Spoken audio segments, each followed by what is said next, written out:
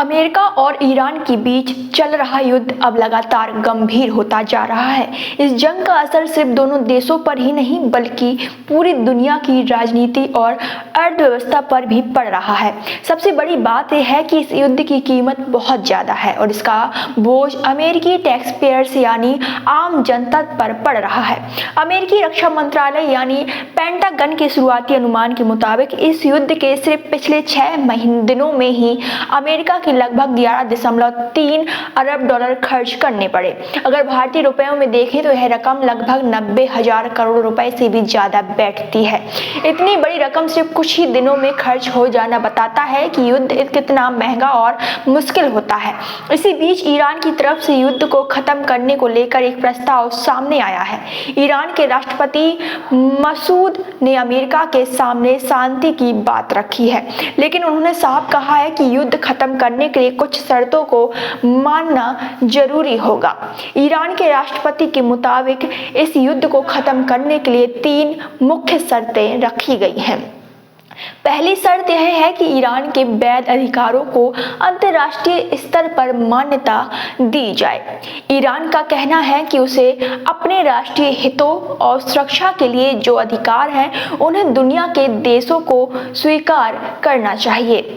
दूसरी शर्त है कि इस युद्ध में जो नुकसान हुआ है उसकी भरपाई यानी मुआवजा दिया जाए। ईरान का कहना है कि हमलों की वजह से देश में भारी नुकसान हुआ है, इसलिए इसका आर्थिक मुआवजा मिलना चाहिए। तीसरी और सबसे अहम शर्त यह है कि भविष्य में ईरान पर दोबारा हमला ना हो, इसके लिए अंतर्राष्ट्रीय गारंटी दी जाए। यानी ईरान चाहता है कि दुनिया के बड़े देश यह भरोसा दे कि आगे ऐसी सैन्य कार्रवाई दोबारा नहीं होगी।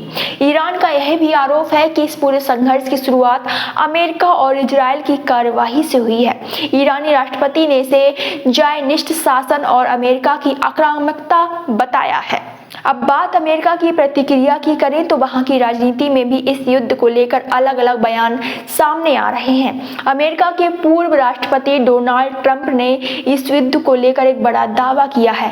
केंटकी में एक रैली के दौरान उन्होंने कहा कि अमेरिका इस युद्ध में जीत चुका है। हालांकि उन्होंने यह भी साफ किया कि सैन्य अभियान अभी खत्म नहीं होगा।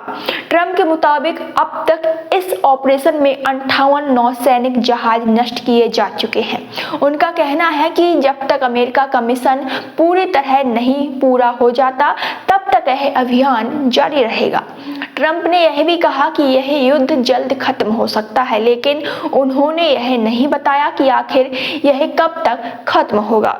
अगर इस युद्ध में अब तक हुए नुकसान की और मौतों की बात करें तो आंकड़े काफी चिंताजनक हैं। रिपोर्ट्स के मुताबिक 28 फरवरी को अमेरिका और इजराइल ने मिलकर ईरान के खिलाफ संयुक्त हमले शुरू किए थे। इसके बाद ईरान के कई सैन्य ठिकानों, हथियार डिपो और राजनीतिक केंद्रों को निशाना बनाया गया।